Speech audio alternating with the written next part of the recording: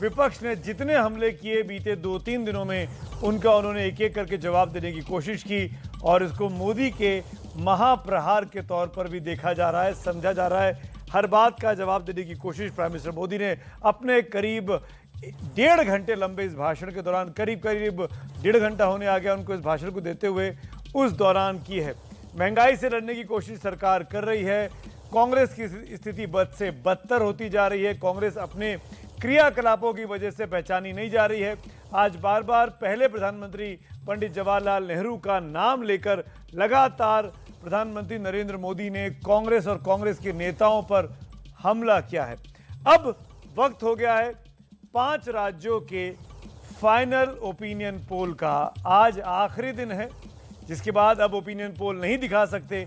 ये opinion poll बीते 6 महीनों से जो चुनाव की कवायद चल रही थी उसका निचोड़ है। तो तैयार हो जाइए फाइनल ओपिनियन पोल के लिए।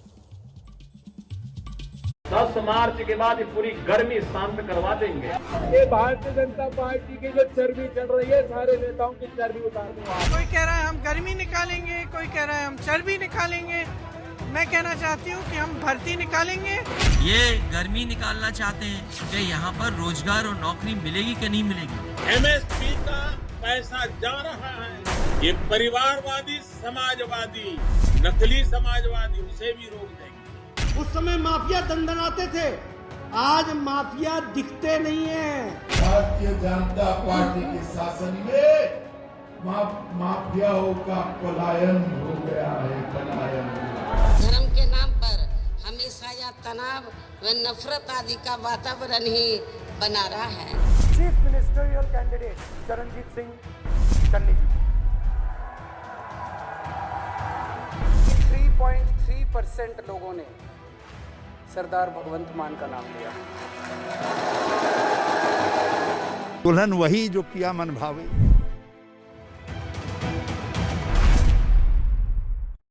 पांच राज्यों में विधानसभा चुनाव का प्रचार जोरों पर है। एबीपी न्यूज के लिए सी वोटर ने चुनावी राज्यों का मूड जाना है। 5 राज्यों के इस फाइनल ओपिनियन पोल में 1,36,000 से ज्यादा लोगों की राय ली गई है। चुनावी राज्यों की सभी 690 विधानसभा सीटों पर लोगों से बात की गई है। सर्वे 11 जनवरी से 6 फरवरी के बीच किया गया है। सर्वे में मार्जिन ऑफ एरर ±3 से ±5% है। वोटिंग शुरू होने से ठीक पहले वोटर का मूड जानने का आखिरी मौका। 5 राज्यों का फाइनल ओपिनियन पोल।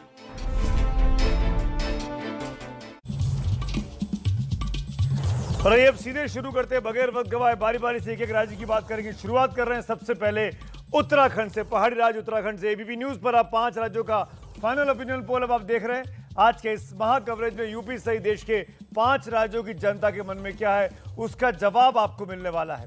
पहले दौर के चुनाव के लिए कल शाम प्रचार का शोर थम जाएगा।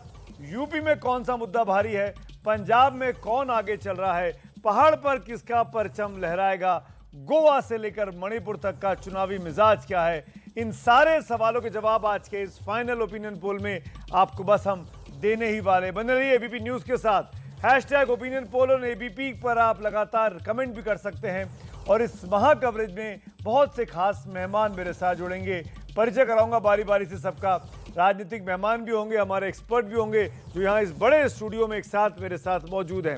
सबसे पहले CSDS के प्रोफेसर अभय दुबे जी मेरे साथ है, स्वागत है आपका। वरिष्ठ पत्रकार प्रदीप सिंह जी हैं, वरिष्ठ पत्रकार दिबांग हमारे साथ जुड़े हुए हैं, वरिष्ठ हमारे सहयोगी विजय विद्रोही मेरे साथ हैं, पंकज झा होंगे, देहरादून से वरिष्ठ पत्रकार नमिता सिंह भी हमारे साथ जुड़ेंगी क्योंकि वो खास तौर पर उत्तराखंड पर अपनी पकड़ रखती हैं। इसके अलावा उत्तराखंड के पूर्व सीएम और पूर्व सीएम त्रिवेंद्र सिंह जी हमारे साथ हैं।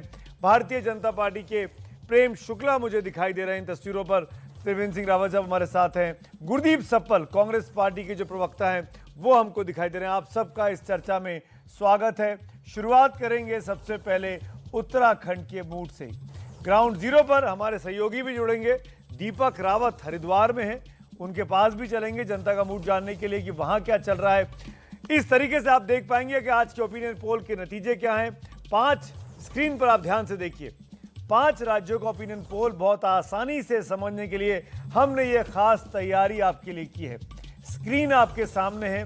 स्क्रीन में सबसे ऊपर आपको उत्तर प्रदेश के आंकड़े दिखाई देंगे।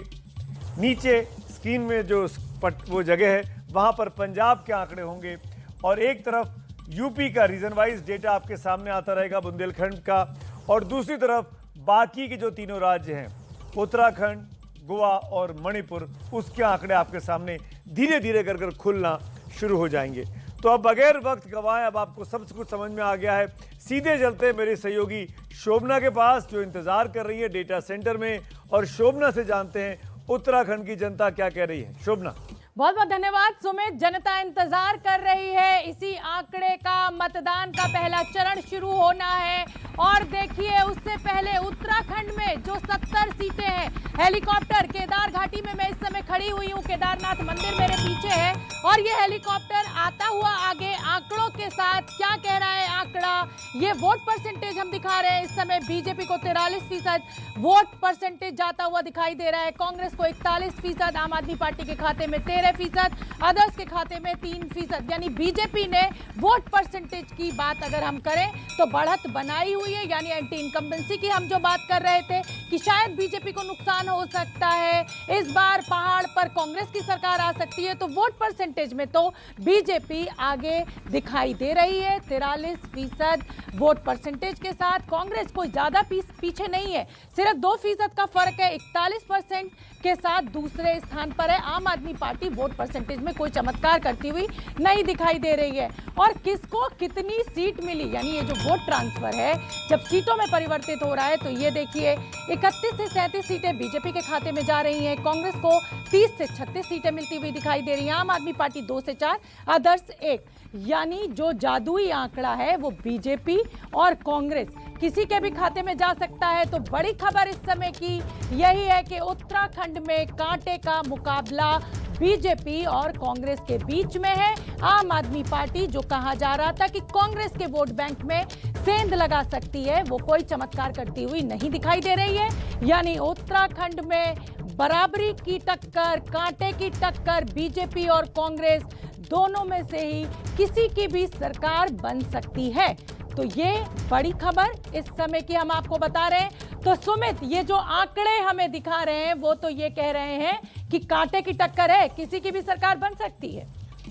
और इस आंकड़े को अगर एक मिनट के लिए सच भी मान ले शोभना, तो मेरा तो उल्टा कहना है कि सत्ता की चाबी आम आदमी पार्टी के पास है, क्योंकि दोनों के बीच टाई हो रहा हो, जहां पे आप चला गया उसकी सरकार बन जाएगी, चाहे भारतीय जनता पार्टी हो चाहे कांग्रेस हो। मेरे साथ त्रिवेंद्र सिंह रावत साहब जुड़े हुए हैं, बीजेपी के नेता हैं, वरिष्ठ पूर्व मुख्यमंत्री हैं। त्रिवेंद्र सिंह जी, बहुत बहुत धन्यवाद एबीपी न्यूज़ के साथ जुड़ने के लिए। मेरा पहला सवाल आपसे, ये स्थिति होती है जो आज सर्वे दिखा रहा है, तो क्या आम आदमी पार्टी का सहारा लेगी बीजेपी?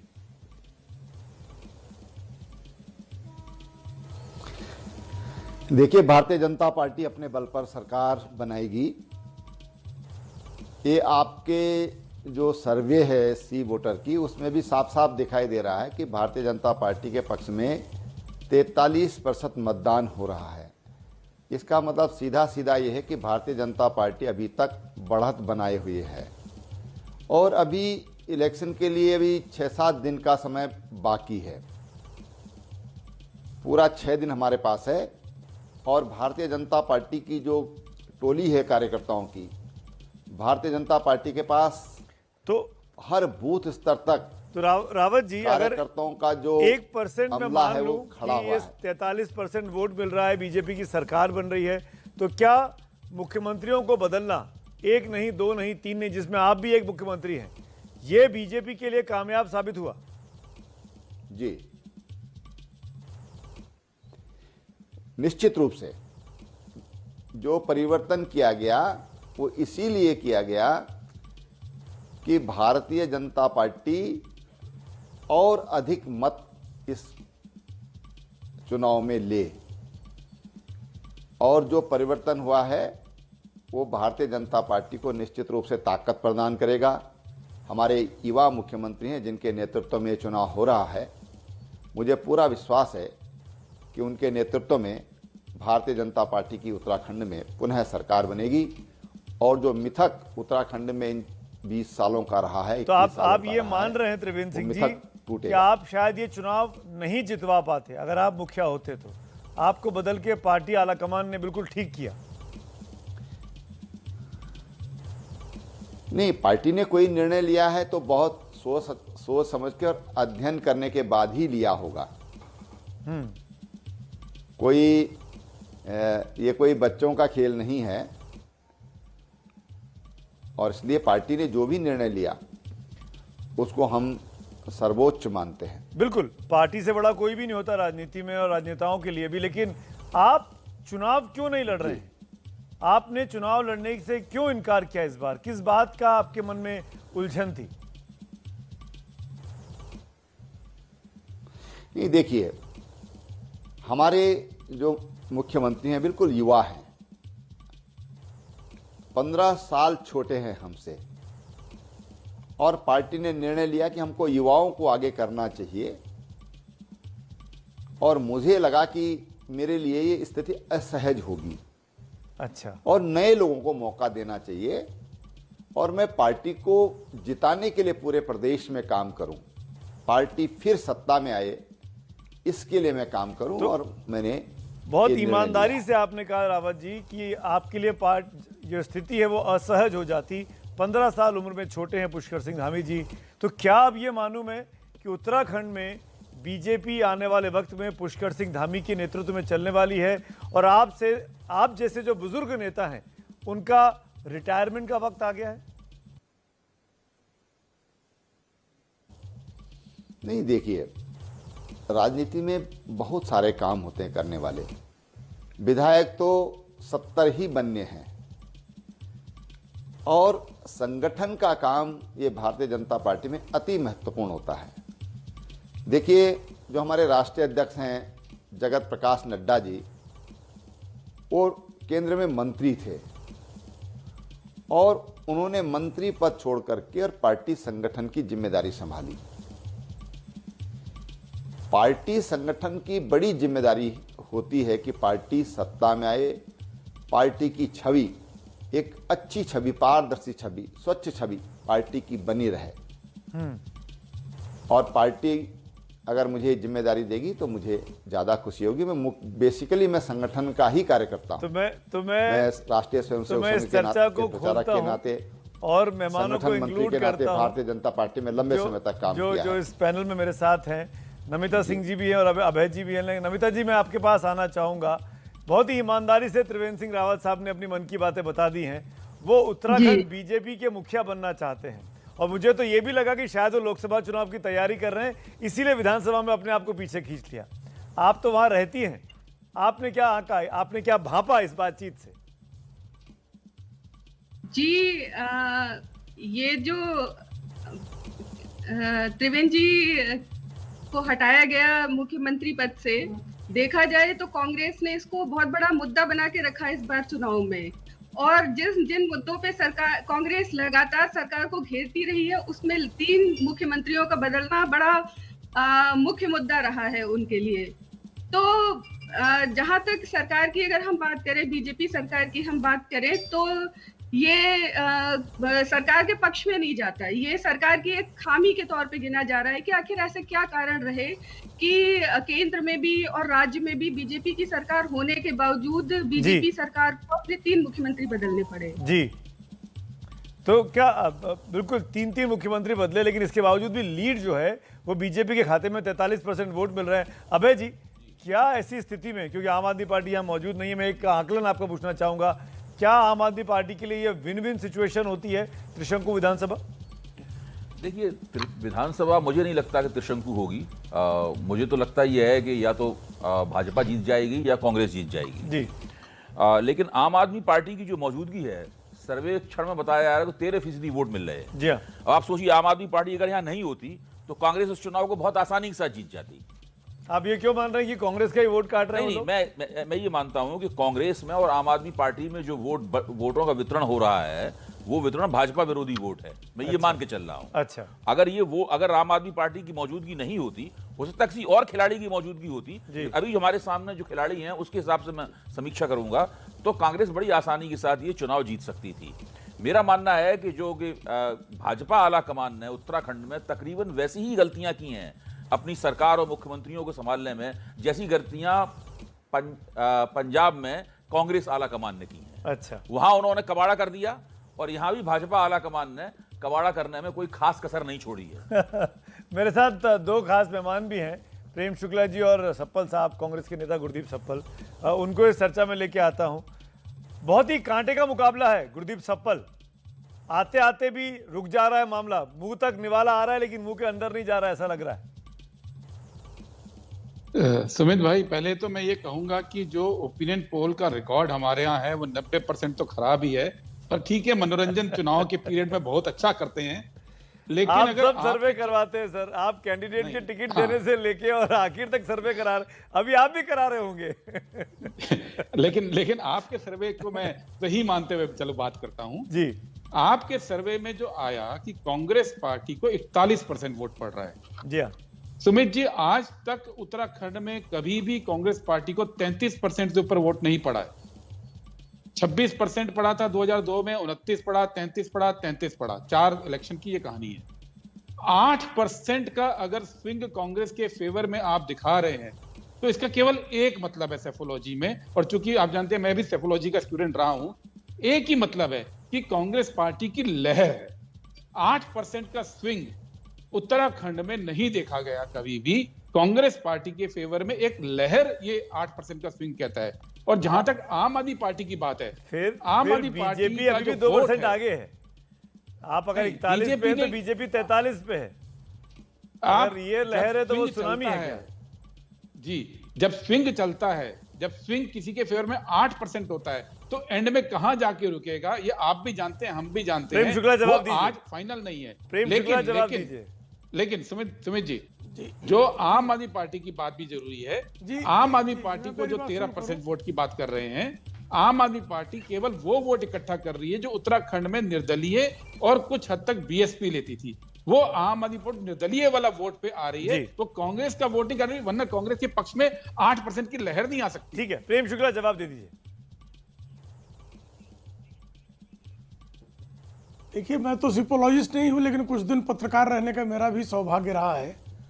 तो ये 2% का जो अंतर जनरली होता है, वो 2% का अंतर इतना व्यापक अंतर होता है कि भारतीय जनता पार्टी 50 सीटों को क्रॉस कर जाएगी। जब आप 41% और 38% की बात करते हैं तो ये अंतर इतना व्यापक होता है। सिपोलॉजिस्ट ये हम पत्रकारों को बारंबार ज्ञान बांटते रहे जी। तो उस ज्ञान, सिपोलॉजिस्टों द्वारा बांटे गए ज्ञान के आधार पर भारतीय जनता पार्टी की लहर कांग्रेस पर कहर बनकर टूटने की स्थिति में है। और उत्तराखंड में जो आदरणीय त्रिवेंद्र सिंह रावत जी ने जैसा कहा कि मिथक टूटेगा कि एक बार ही के बाद दूसरी बार सत्ता परिवर्तन हो जाता है, इस बार ऐसा उत्तराखंड जो है भारतीय जनता पार्टी को जनादेश देने के लिए मैं पूछ लेता हूं, ग्राउंड पे जमीन पे रिपोर्टर है सरकार जो है वो उत्तराखंड में सीधे हरिद्वार। दीपक रावत मेरे साथ है, मेरे रिपोर्टर। दीपक, जमीन पे जनता क्या कह रही है? क्या आम आदमी पार्टी के कुछ लोग जीतेंगे, और जीतेंगे तो क्या वो किसकी तरफ जाएंगे?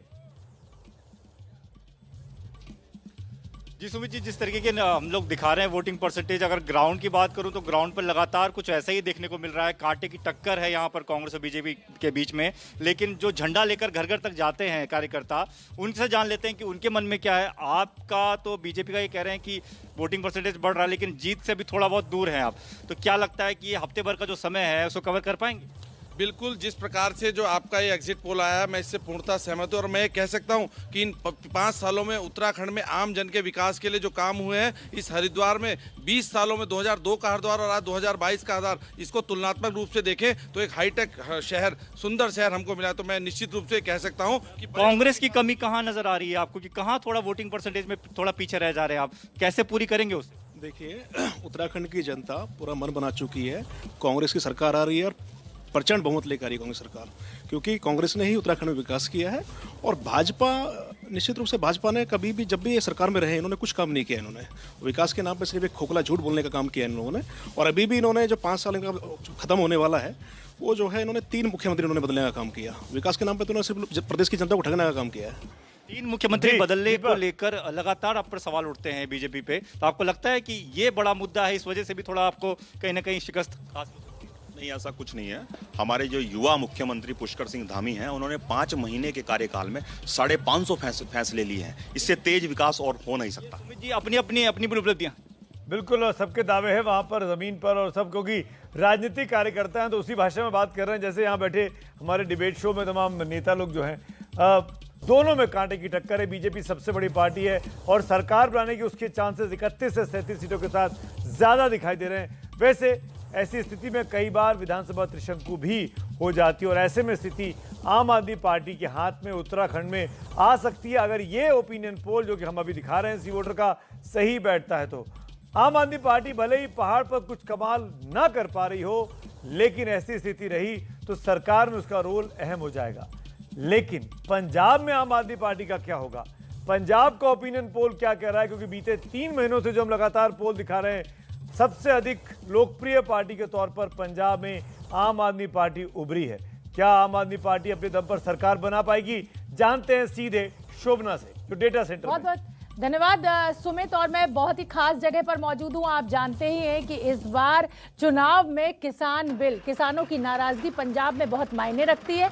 मैं इस समय ट्रैक्टर में हूँ, किसानों के खेत में मैं मौजूद हूँ और आंकड़े का इंतजार जो दर्शकों को भी है, पंजाब की 117 सीटों पर क्या होगा आंकड़ा? ये आंकड़ा आपके सामने आ गया है। कांग्रेस को जो वोट परसेंटेज है वो 30% मिलता हुआ दिखाई दे रहा है। आम आदमी पार्टी 10% आगे, यानी 40%। आम आदमी पार्टी की बहुत बड़ी उछाल। अकाली दल 20%, बीजेपी 8%, अन्य के खाते में 2% जा रहा है। अब सवाल ये है कि 2017 के चुनाव में आम आदमी पार्टी जिसे 20 सीटें मिली थी, अब अगर उसको 40% वोट परसेंटेज मिल रहा है तो सीटें कितनी मिलेंगी? तो ये लीजिए आंकड़ा स्क्रीन पर आपके सामने आने वाला है। कांग्रेस को 77 सीटें मिली थी 2017 में। कांग्रेस को इस बार ये सीटें कम होती हुई दिखाई दे रही हैं, 24 से 30 सीटें। आम आदमी पार्टी जो वोट परसेंटेज में 40% है, वो सीटों में जब बदल रहा है तो 55 से 63 सीटें आम आदमी पार्टी के खाते में जाती हुई दिखाई दे रही है। अकाली दल 20 से 26, बीजेपी 3 से 11। आम आदमी पार्टी की जो रेंज है वो जरूर बहुमत के आंकड़े की तरफ, यानी जो जादुई आंकड़ा है उसकी तरफ जाती हुई दिखाई दे रही है। लेकिन अभी भी ये कयास ही हो सकता है कि आम आदमी पार्टी की सरकार बन सकती है, क्योंकि जो सीट्स का डिवीजन है वो दिखाई दे रहा है। 55 से 63 सीटें आम आदमी पार्टी को मिलती हुई दिखाई दे रही हैं, यानी 20 सीटों से लेकर जो 2017 में मिली थी और अब इस बार 55 से 63 सीटें। बहुत बड़ा उछाल आम आदमी पार्टी के लिए। सुमित, कहीं ना कहीं आम आदमी पार्टी के मुख्यमंत्री भगवंत मान हो सकते हैं, ये ऐसा इन आंकड़ों में दिखाई दे रहा है। सुमित, 55 से 63 सीटें, यानी अपनी दम पर सरकार बना सकती है आम आदमी पार्टी पंजाब में।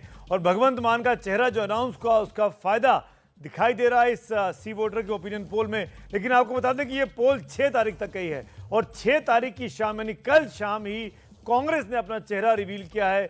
चरणजीत सिंह चन्नी के तौर पर राहुल गांधी ने जब ऐलान किया, वो आंकड़ा इस ओपिनियन पोल में कितना शामिल है, कितना ध्यान रखा गया है, वो भी अपने आप में बहुत दिलचस्प होगा जानना। लेकिन जगविंदर पटियाल मेरे सहयोगी जुड़ गए हैं, जयेंद्र कुमार मेरे साथ जुड़े हुए हैं। पहले पटियाल साहब के पास चलेंगे। पटियाल साहब, आम आदमी पार्टी 55 से 63 सीटें, सरकार बन रही है, मुख्यमंत्री हो सकते हैं भगवंत मान? देखिए, लग तो रहा है आपके सर्वे में तो साफ साफ ये चीजें दिख ही रही हैं, क्योंकि पिछले 10 साल जो कांग्रेस और अकाली दल की जो एंटी इनकम्बेंसी रही और पिछले 5 साल में खासकर जो लोगों के काम नहीं हुए, इसलिए मालवा में इस बार ये आवाज है कि एक मौका आम आदमी पार्टी को दिया जाए, जिसके कारण ये बढ़त नजर आ रही है। मालवा में बहुत ज्यादा प्रभाव है और 69 सीटें मालवा में है, जिसमें से पिछली बार 40 कांग्रेस ने जीती थी और 20 आम आदमी पार्टी को मिली थी। एक महत्वपूर्ण बात सुमित ये है कि इस चुनाव में कांग्रेस ने जो दांव खेला है वो दलित चेहरा दिया है। 75 साल में पहली बार इसलिए ऐसा किया गया है ताकि जो 32% जो दलित वोट बैंक है वो फ्लोटिंग वोट बैंक रहा है हमेशा पंजाब में, उसे कंसोलिडेट किया जाए। लेकिन कांग्रेस के आगे चैलेंज क्या है कि अगर ये फ्लोटिंग वोट्स जो हैं दलित, इसको कंसोलिडेट करना इतना आसान होता तो फिर कांशीराम ये काम कब का कर चुके होते, उनको अपना बेस यूपी नहीं बनाना पड़ता, वो पंजाब को अपना बेस बनाते। सो कांग्रेस के लिए चैलेंज ये है कि चन्नी का चेहरा देकर भी इतनी गुटबाजी, इतना वैर विरोध और उसके बाद क्या 60 सीटों का आंकड़ा जुगाड़ कर पाएंगे? मुझे लगता है कि बहुत मुश्किल है और चन्नी को इसके लिए मुझे लगता है दिन रात मेहनत करें तो भी कम है। हमारे साथ आम आदमी पार्टी के नेता भी जुड़े हुए हैं इस बातचीत में। आदाब सिंह ग्रेवाल साहब, मैं आपसे पूछना चाहूंगा, पहली बार एक ऐसा ओपिनियन पोल आया है जो क्लियर कट आम आदमी पार्टी की सरकार पंजाब में बना रहा है। जो नंबर 2 और नंबर 3 की पार्टियां हैं वो बहुत पीछे छूटती दिखाई दे रही है। ग्रेवाल साहब, कैसे देखते हैं आप ये, क्यों, अगर ये पोल सही साबित होता है तो ये क्यों हो रहा है? सर, पोल आपका सही है और ये जो आंकड़े आप दिखा रहे हैं ये बेहतर होंगे। कारण ये है कि जब इन्होंने चन्नी जी को चुना तो पंजाब के लोगों को एक बात स्पष्ट हो गई कि कोई बदलाव की बात नहीं है। जो ये पंजाब मॉडल सिद्धू साहब कह रहे थे या कुछ भी कह रहे थे, वो बदलाव की बात नहीं थी। कारण ये है कि लोग ये समझ चुके हैं कि कांग्रेस ने माफिया चुन ली है। कांग्रेस ने वो लोग चुन लिए हैं जो माफिया को रिप्रेजेंट करते हैं। कांग्रेस ने वो लोग चुन लिए हैं जो मनी बैग्स हैं कांग्रेस के। सो इसलिए इन्होंने कार्ड जरूर खेला, एक दलित कार्ड खेलने की कोशिश जरूर की, बट पंजाबी जो हैं हम इतने बटे हुए नहीं हैं सर। हम धर्म पे, जात पे इतने बटे हुए नहीं हैं। इस बारी पहली बार पंजाब के मुद्दों की बात हो रही है और क्योंकि उनके मुद्दों की बात हो रही है, लोगों को आहिस्ता आहिस्ता ये एहसास हो रहा है मेरे साथ ये हमें बांटने मेरे सहयोगी जैनेंद्र भी मौजूद हैं। जैनेंद्र के पास चलूंगा, उनके साथ पंजाब की जनता है। जैनेंद्र, पब्लिक क्या कह रही है? आम आदमी पार्टी के लिए हवा है, माहौल है? बिल्कुल सुमित जी, मेरे साथ फरीदकोट में मैं हूं और मेरे साथ पार्टियों के नुमाइंदे भी हैं, आम लोग भी हैं और साफ तौर पर हवा जो सर्वे में नजर आ रहा है वो हमें जमीन पर भी नजर आ रहा है। ये बताइए कि कांग्रेस पार्टी, चन्नी को प्रोजेक्ट कांग्रेस ने किया है लेकिन सर्वे में आम आदमी पार्टी की सरकार बन रही है, कैसे देख रहे हैं आप लोग? क्या घबराहट है? नहीं, कोई घबराहट नहीं है। बात ऐसे है भी आपका जो सर्वे किया है ये आपका 20 या 30 दिन से आप लगे होंगे, टीम लगाई होगी, जिसका रिजल्ट आ जाया है और हमने सीएम पे चेहरा ही कल अनाउंस किया है, तो इसलिए हमारा इलेक्शन ही कल शुरू हुआ है। ये कह रहे हैं कि इनका इलेक्शन कल शुरू हुआ है, ये सर्वे जो है उसमें आपकी जीत तो दिख रही है, लेकिन ऐसा ही माहौल 5 साल पहले भी था लेकिन नतीजे उस तरीके से आए नहीं। तो इस बार आप लोग क्या नया कर रहे हैं?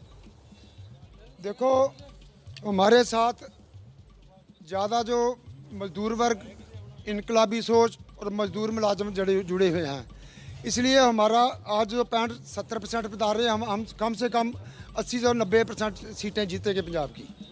ये बताइए कि कांग्रेस और आम आदमी पार्टी में अकाली दल जो है वो क्या लगातार दूसरी बार आपको इंतजार करना पड़ेगा? देखो, अकाली दल ने कभी भी हवाई बातें नहीं की हैं, वो ग्राउंड पे रहता है और उनका हर एक वर्कर जीरो ग्राउंड से रिपोर्ट देगा आपको। पिछली बार आम आदमी पार्टी ने 100 सीट का जो आपका पूरा र्यूमर फैलाया हुआ था और कितनी सीटें आई? 20 सीटें आई, 20 में से कितने रह गए? 5। आप कहाँ हैं? आप अपने सर्वे में आप कहाँ हैं? ठीक है ना, हम इन दोनों से टॉप पे हैं। चलिए आम लोगों से भी बात कर लेते हैं। सर्वे एबीपी न्यूज का है, आम आदमी पार्टी की सरकार बनती हुई नजर आ रही है, क्या? नहीं, चन्नी की सरकार बनेगी। चन्नी की सरकार बनेगी सर। हाँ जी, हाँ जी, बिल्कुल जी, ਤੁਹਾਡਾ ਅਨੁਮਾਨ ਸਹੀ ਹੈ। ਆਮ ਆਦਮੀ ਪਾਰਟੀ ਦੀ ਸਰਕਾਰ ਬਣੂਗੀ, डेफिनेटली बनूगी। बाकी गल ये मैं जी सुमित जी यहाँ पर राजनीतिक दलों के नुमाइंदे भी हैं, उनके समर्थक भी हैं, जो आम लोग हैं वो सर्वे से सहमत हैं और बाकी पार्टियों के लोग अपने हिसाब से बात कर रहे हैं। लेकिन एक चीज बहुत दिलचस्प है इन आंकड़ों में, मैं कांग्रेस के प्रवक्ता के पास जाना चाहूंगा जो इस चर्चा में जुड़े हुए हैं, सप्पल साहब, रमेश विनायक भी हमारे साथ जुड़ गए हैं। आप लोगों का बहुत बहुत स्वागत है एक बार फिर से। सप्पल साहब, आपकी इजाज़त से पहले एक बार एक टिप्पणी रमेश विनायक की ले लेता हूँ। वो हम सबसे बेहतर पंजाब को जानते हैं, समझते हैं, हमारे एक्सपर्ट हैं। रमेश जी, पोल ये कह रहा है, ओपिनियन पोल सी वोटर का, कि आराम से सरकार बन रही है आम आदमी पार्टी की, 55 से 63 सीटें आ रही हैं। और सबसे बड़ी बात जो इस पोल में निकल के आई है, कांग्रेस का बीते 3 महीनों में लगातार ग्राफ डिक्लाइन हुआ है। दिसंबर में 39 से 45 सीटें थी, जनवरी में 37 से 43 हुई और फरवरी में अब गिर के 24 से 30 हो गई हैं। ये क्यों रमेश विनायक, अगर ये सही है तो? सुमित जी, इस बात में कोई शक नहीं कि जो एक परसेप्शन गेम है उसमें आम आदमी पार्टी आगे नजर आ रही है। और इस बार जो 2017 के मुकाबले में आम आदमी पार्टी को ना सिर्फ मालवा में बल्कि दोआबा और माझा एरिया में भी रिस्पांस मिल रहा है। ये जमीनी हकीकत तो ये है। तो आपने कहा कांग्रेस के बारे में, इसमें कोई दो राय नहीं है कि कांग्रेस ने, क्योंकि उनमें आपस में काफी खींचातान रही है और सीएम फेस को लेके भी अंदर काफी कंफ्यूजन रहा है, जो कल ही दूर हुआ है। तो कई लोगों का मानना ये है कि it may be too late for Congress to project a chief minister candidate. So Congress के लिए बहुत देर कर दी हुजूर आते आते। सफल साहब, बहुत लेट अनाउंस किया आपने। नहीं, एक तो लेट अनाउंस नहीं किया, कांग्रेस पार्टी ने टाइमली चुनाव के अंदर गई है, लेकिन सी वोटर का कोई प्रतिनिधि आपके साथ नहीं बैठा है, क्योंकि मुझे उनसे पूछना था कि आम आदमी पार्टी को लेकर उनका इश्क का कारण क्या है। सुमित जी, पिछली बार सी वोटर ने ओपिनियन पोल दिया था पिछले 2017 में, उसमें 48% वोट आम आदमी पार्टी को और 100 सीट दी थी, और एग्जिट पोल में भी 67 सीट दी थी, आई 20, वोट आए 23%। तो सी वोटर का जो रिकॉर्ड है वो अपने आप में कहता है कि इस इलेक्शन में भी कांग्रेस पार्टी 40% से पार जा रही है। अगर आप देखेंगे ग्राउंड रियलिटी, तो चन्नी ही नहीं, कांग्रेस पार्टी अकेली पार्टी है जो ओवरऑल हर कॉन्स्टिट्यूएंसी के अंदर है, हर वर्ग के अंदर है, केवल दलित नहीं। कांग्रेस के हर पास जगह एक से एक कदावर जात हर जगह है, नेता भी तभी हैं, आपस हिंदू में नेता भी राहुल हैं। गांधी को मनाना पड़ता है, जाखड़ साहब को बिठाना पड़ता है, चन्नी साहब को मनाना बिठाना नहीं पड़ता पड़ता है, है। सिद्धू साहब को बिठाना मनाना- पड़ता है। इतने सारे फ्रैक्शंस हैं, और हम पुराने Fractions नहीं, भट्टल इतने सारे मैम को भूल leaders गए। हैं। सबके अपने अपने वहां पे ग्रुप बने हुए हैं। सुमित भाई, इतने सारे लीडर्स हैं जो चुनाव जिता सकते हैं, उन सबकी यूनाइटेड टीम आपको अगर नहीं दिखाई दे रही है, जो 2 दिन पहले दिखाई थी, अर्शदीप तो सिंह वो जी मेरे पंजाब साथ के हैं। लोगों को तो दिखाई दे रही है। अकाली दल के अर्शदीप सिंह मेरे साथ हैं। अर्शदीप सिंह जी, आपकी पार्टी को क्या हुआ है? क्यों आम आदमी पार्टी और कांग्रेस के मुकाबले अकाली दल, जो कि विपक्ष में रही 5 साल, वो पिछड़ती हुई दिखाई दे रही है? नहीं, मैं तो बड़ा स्पष्ट हूं जी इन बातों पे। ये जो ओपिनियन पोल है, ये अकाली दल की तरफ कभी भी ये नहीं इनका झुकाव रहा। आप 2012 से उठा लें, 2012 में सी वोटर सर्वे ने कहा था कि यहाँ अमरिंदर सिंह 80 सीटें लाके दोबारा सरकार में आ रहे हैं, और पंजाब में श्रोमणी अकाली दल ने रिपीट किया था। और 2017 में आके आप लोग 100 सीटें दे रहे थे, यहाँ पे आम आदमी पार्टी को आई 20।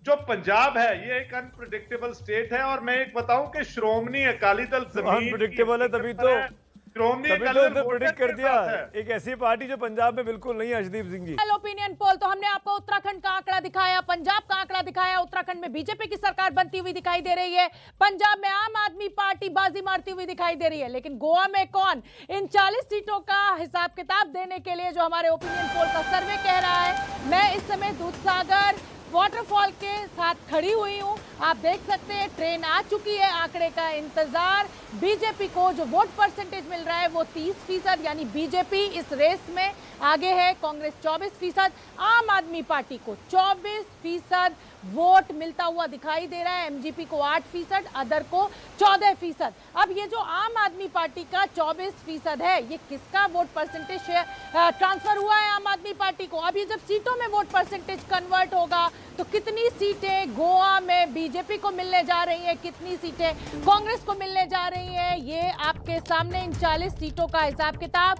गोवा और मणिपुर में किसी को भी बहुमत मिलता हुआ नहीं दिखाई दे रहा है। गोवा और मणिपुर में त्रिशंकु सरकार के कहा जाए कि चांसेस बन रहे हैं। तो गोवा में ये जो सीटें, जो वोट परसेंटेज हमने आपको दिखाया, जिसमें बीजेपी बाजी मारती हुई दिखाई दे रही है, जब ये सीटों में कन्वर्ट हो रहा है तो उस आंकड़े का इंतजार। और बस ये आंकड़ा आपकी टीवी स्क्रीन पर आने वाला है। मनोहर पर्रिकर, जिन्होंने की गोवा की तस्वीर बदल दी, क्या उसका फायदा अब प्रमोद सावंत को भी होगा? तो ये लीजिए, बीजेपी को 14 से 18 सीटें, कांग्रेस को 10 से 14 सीटें, आम आदमी पार्टी 4 से 8, एमजीपी 3 से 7। यानी अगर हम तीनों स्टेट्स की बात करें तो आम आदमी पार्टी को खासा फायदा होता हुआ दिखाई दे रहा है। लेकिन गोवा में बहुमत यानी जादुई आंकड़ा किसी भी पार्टी को मिलता हुआ नहीं दिखाई दे रहा है, यानी यहाँ भी त्रिशंकु सरकार के चांसेस बनते हुए दिखाई दे रहे हैं। और ये देखिए, लोकतक लेक, यानी अब हमारा जो आंकड़ा है वो मणिपुर के लिए, मणिपुर में जो वोट परसेंटेज है वो बीजेपी को 34% मिलता हुआ दिखाई दे रहा है, कांग्रेस को 28%,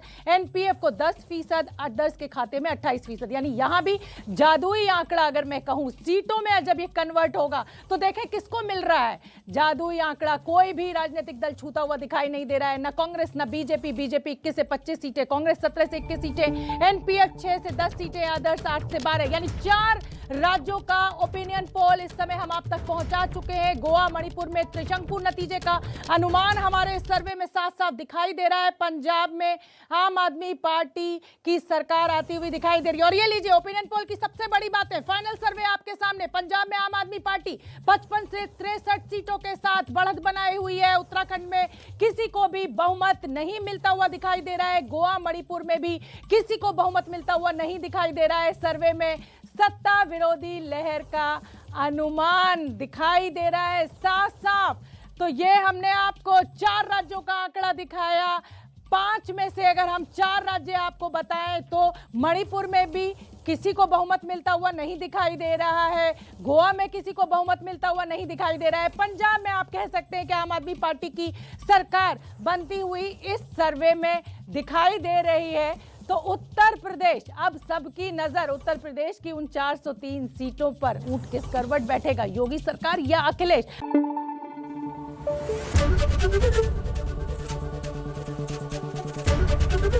एबीपी न्यूज आपको रखे आगे।